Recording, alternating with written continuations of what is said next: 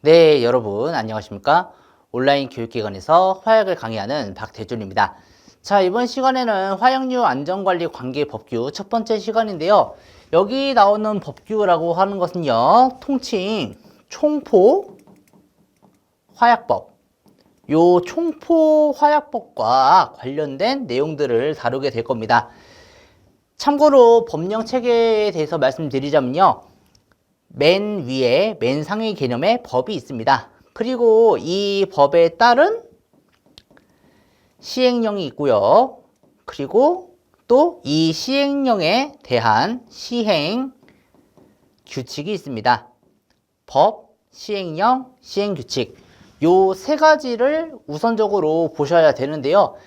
물론 직접 찾아서 보는 게 좋습니다. 바로 어디서 볼 수 있냐? 바로 국가 법령 정보센터 여기서 검색해서 보실 수가 있습니다.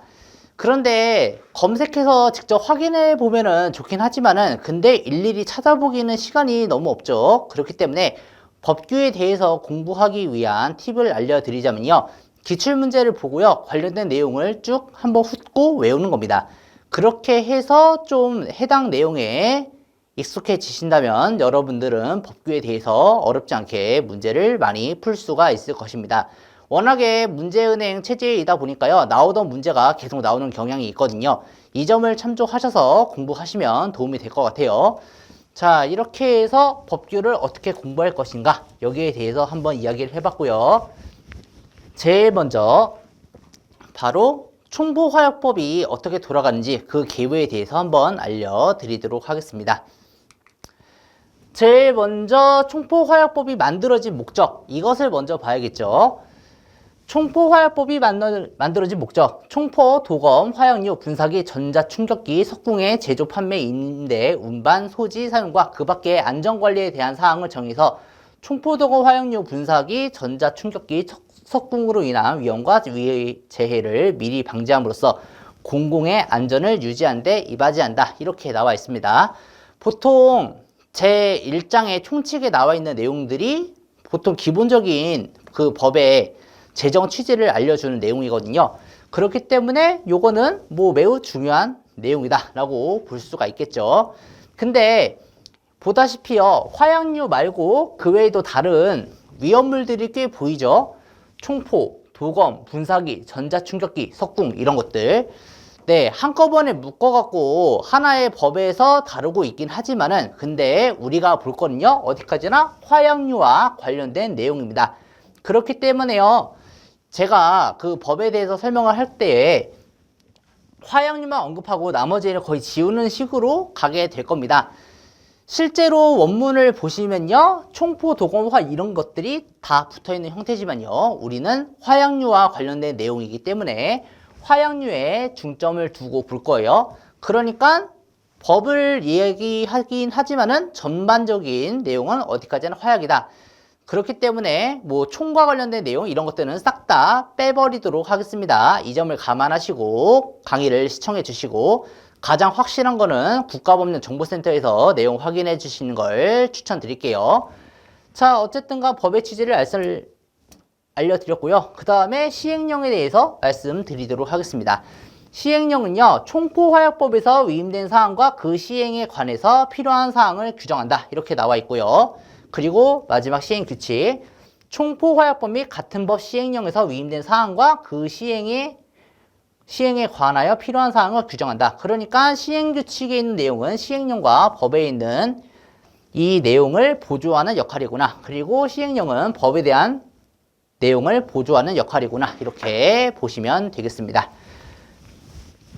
주로 여러분들이요, 세부적인 내용을 본다면요, 시행규칙은 너무 좀 지엽적인 경향이 있고 법은 너무 포괄적인 경향이 있기 때문에요, 주로 찾는다면은 시행령에서 먼저 찾아보시는 게 여러모로 도움이 될 겁니다. 참조해 주시고요. 그리고 용어를 한번 보도록 하겠습니다. 제일 먼저 공실과 위험공실 이 두 가지를 구분을 해보도록 할 텐데요. 공실이라고 하는 것은 화약류의 제조 작업을 하기 위하여 제조소 안에 설치된 건축물을 얘기합니다. 그 중에서 위험한 게 위험 공실이겠다. 이렇게 생각하면 되겠죠. 발화 또는 폭발할 위험이 있는 공실을 말한다. 이렇게 두 가지를 잘 구분을 해주시면 되겠습니다. 제조소 안에 설치된 건축물을 공실, 근데 그 중에서 발화 또는 폭발을 할 위험이 있는 공실, 위험 공실 이렇게 구분해 주시고요.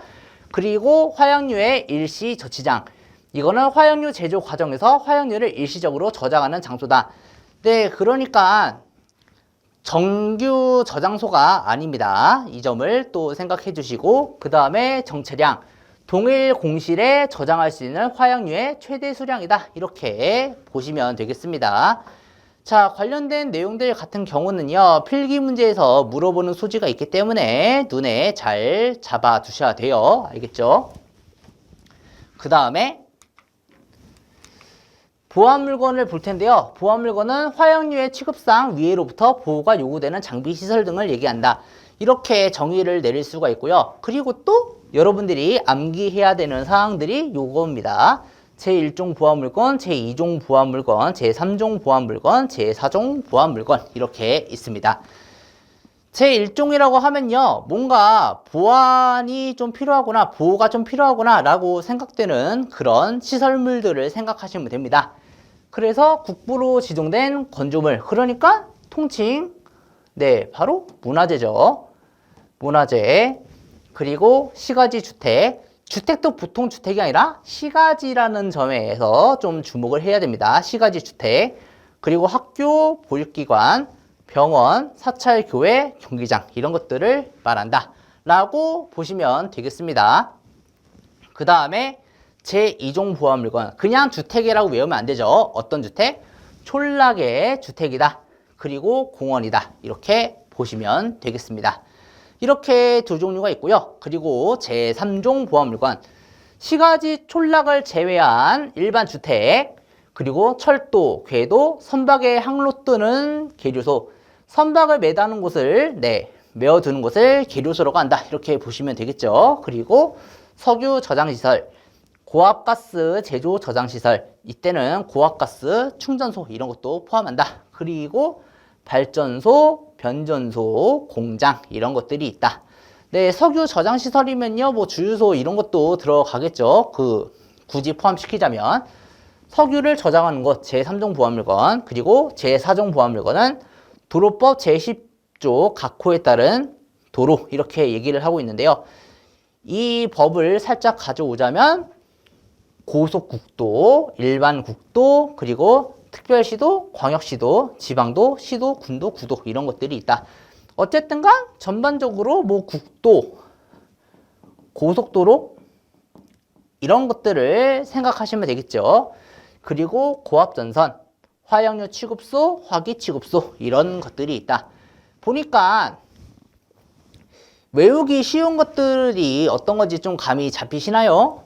바로 제2종. 얘는 딱 두 종류밖에 없으니까 외우기는 쉬울 겁니다. 제4종 보안 물건도요. 사실은 종류가 좀 많아 보이긴 하지만은 어쨌든 간 국도, 고속도로로 대표되는 그런 도로가 있고요. 도로, 고압전선, 화약류 취급소, 화기 취급소. 네, 이렇게 네 종류가 있는 거죠. 보면은. 그 다음에 제3종. 하나, 둘, 셋, 넷, 다섯, 여섯, 일곱, 여덟, 아홉, 열, 열하나. 되게 많잖아요. 제1종 보안물건 같은 경우는 그냥 문화재, 뭐 시가지, 뭐 일단 주택, 학교, 보육기관. 뭔가 사람이 좀 많이 모일 것 같은 그런 시설 느낌이 나죠. 뭔가 사람 많은 곳. 이런 뉘앙스로 생각을 하시면 될 것 같습니다. 문화재와 사람이 많은 곳. 이게 그냥 일종이다. 이렇게 보는 게 편하겠죠. 그러니까 이렇게 큰 카테고리를 놔두고 3종을 들여보면 어떻습니까? 뭔가 사람이 많이 모일 만한 곳이라는 느낌이 그렇게 크지가 않죠. 뭔가 중요시설이라는 점 때문에 좀 사종하고 좀 헷갈릴 수 있겠는데, 근데 사종은요 몇 개밖에 없다? 4개밖에 없다. 2종은 몇 개? 2개밖에 없다. 그래서 2종과 4종을 외워놓고 1종에서 문화재 사람 많은 곳을 빼버리면은 나머지는 죄다 몇 종이 된다? 바로 3종이 된다. 이렇게 우선적으로 외워두는 순서를 정해 두시면은 조금 더 구분이 잘 가실 겁니다. 이렇게 해서 보안 물건 1종부터 4종까지를 쭉 살펴봤습니다.